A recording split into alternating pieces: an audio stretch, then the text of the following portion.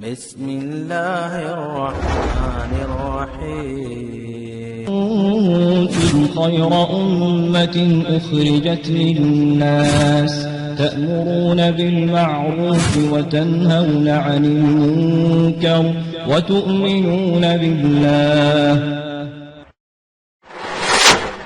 کی بات کریں.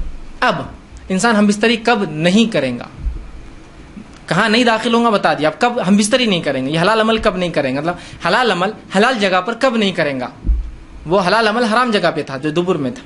اب حائضہ عورت سے جماع کرنا حرام ہے.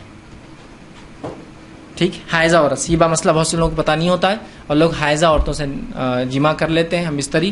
یہ بہت سنگین جرم ہے. یاد رکھیے نبی اکرم صلی اللہ علیہ وسلم کی اس تعلق سے بہرحال قرآن نے خود کہا اور فرمایا, جو ہے سورہ بقرہ سورہ نمبر 2 اس کی آیت نمبر 222 میں اللہ نے فرمایا اور کہا وَيَسْأَلُونَكَ عَنِ الْمَحِيضِ, یہ تم سے سوال کرتے ہیں حیض کے تعلق سے. قُلْ هُوَ أَذًى فَاعْتَزِلُوا النِّسَاءَ فِي الْمَحِيضِ وَلَا تَقْرَبُوهُنَّ حَتَّى يَطْهُرْنَ. اللہ رب العزت فرماتا اور کہتا ہے یہ لوگ آپ سے حیض کے بارے میں سوال کرتے ہیں, کہہ دیجئے کہ گندگی ہے, حیض کے دنوں میں تم عورتوں سے الگ ہو جاؤ, ان کے قریب نہ آؤ یہاں تک کہ وہ پاک ہو جائے.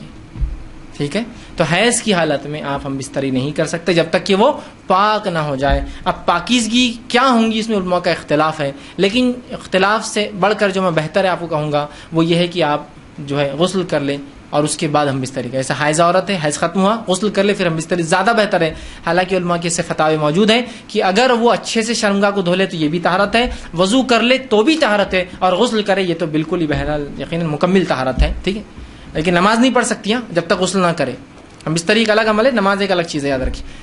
تو بہرحال لیکن افضل تو میں یہی کہوں گا کہ غسل کر لے اور اس کے بعد ہم بستری کرے تو زیادہ بینیفیشل, زیادہ فائدہ مند ہے. ٹھیک, اسی طرح حائضہ عورت سے اگر کوئی جماع کر لے تو یہ حرام ہے. اس کی دلیل میں نے آپ کو پہلے رکھ دی تھی. آپ صلی اللہ علیہ وسلم نے فرمایا جو شخص حائضہ سے ہم بستری کرے, دبر میں داخل ہو اور کاہن کے پاس جائے, اس نے اس چیز کا انکار کیا جو محمد صلی اللہ علیہ وسلم پر نازل ہے. کتنا سخت جرم ہے.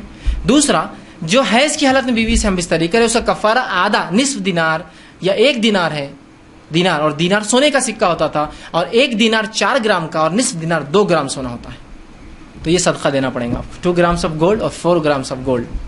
ٹھیک, اگر آپ نے یہ کام کیا کہ آپ نے بیوی سے اس حالت میں ہم بستری کی. اگر یہ بھی نہ ہو تو جو کچھ صدقہ کر سکتے کیجئے. ایک غلط فہمی کیا ہوتی ہے, وہ اس کا ازالہ یہاں کر رہا ہوں, ضروری ہے کہ ایک ترمذی کی ایک روایت, لیکن یاد دیکھیے روایت صحیح نہیں ہے.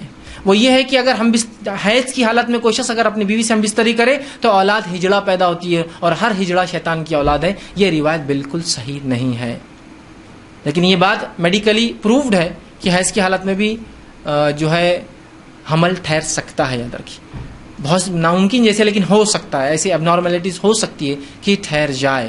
ٹھیک, ناممکن جیسی چیز نہیں, ویسے ہوتا نہیں لیکن ہو سکتا ہے. یاد رکھیے. تو آپ جو روایت ہے کہ ہجڑا, بہرحال یہ روایت صحیح نہیں ہے, لیکن یہ بہت سنگین جرم ہے اور ہم کو اس سے قطعاً اس کے قریب جانے کی کوشش نہیں کرنا چاہیے. جو ہے نسائی کی روایت ہے, عبداللہ بن عباس رضی اللہ عنہ فرماتے ہیں, ایک آدمی کے بارے میں روایت نقل کرتے ہیں کہ جو حیض کی حالت میں بیوی سے ہم بستری جماع کرنے کے تعلق سوال کر رہا تھا, تو آپ نے فرمایا اس کا کفارہ نصف دینار یا 1 دینار ہے, اور 1 دینار سونے کا 4 گرام کا سکہ ہوتا تھا. ٹھیک ٹھیک, اسی طرح اب حائضہ عورت سے پھر کیا کیا جا سکتا ہے, کہاں تک فائدہ اٹھایا جا سکتا ہے. تو آئیے اس کے تعلق سے بات سن لیجئے. نبی اکرم صلی اللہ علیہ وسلم فرماتے ہیں, صحیح مسلم کی روایت ہے, جماع کے علاوہ ان سے سب کچھ کرو. ہم بستری کے علاوہ سب کچھ کر سکتے. دوسری روایت جو بخاری کی آپ نے فرمایا اور کہا رسول اللہ صلی اللہ علیہ وسلم ہم عورتوں کو, مطلب امہات فرما رہی ہے کہ ہم عورتوں کو, مطلب اپنی بیویوں کو رسول اکرم صلی اللہ علیہ وسلم ماہواری کے ایام میں حکم فرماتے تھے کہ وہ اپنا ایزار سختی سے باندھ لے, شرمگاہ کو اچھے سے کپڑے سے چھپا لے, باندھ لے, اور پھر اس کا خاوند اس کے لیے لیٹے, اور کبھی کہتے کہ مباشرت جماع کے علاوہ سب کچھ کرے. مطلب خاوند اپنے بیوی کے ساتھ صرف شرمگاہ کو اچھے سے باندھے, اس کے علاوہ تمام فائدہ اٹھا سکتا ہے, بوسو کنار کر سکتا ہے, ساتھ لیٹ سکتا ہے, چھو سکتا ہے, سب کچھ کر سکتا ہے, سوائے ہم بستری کو چھوڑ کر تمام فائدے اٹھا سکتا ہے. اور جو آیت نے کہا تو ان سے دور رہو, وہ دوری سے مراد یہ سیکشول دوری, یاد رکھیے, جنس قائم مت, مطلب ہم بستری مت قائم کرو, وہ دوری ہے نہ کی, کہ تو آپ نے یہ عمل کیا اور آپ سے بھی بہت ساری باتیں ثابت ہوتی ہے. ٹھیک, اسی طرح عورت کے پاک ہونے کے بعد انسان جو ہے اس سے کب جماع کر سکتا ہے, تو عورت جب پاک ہو جائے, مطلب اس کا حیض کا خون رک جائے, اس کے بعد وہ غسل کر لے, تو اس کے بعد بہرحال پھر آپ جو ہے اپنی بیوی سے جو ہے ہم بستری جو ہے بہرحال کر سکتے ہیں. اسی طرح جو ہے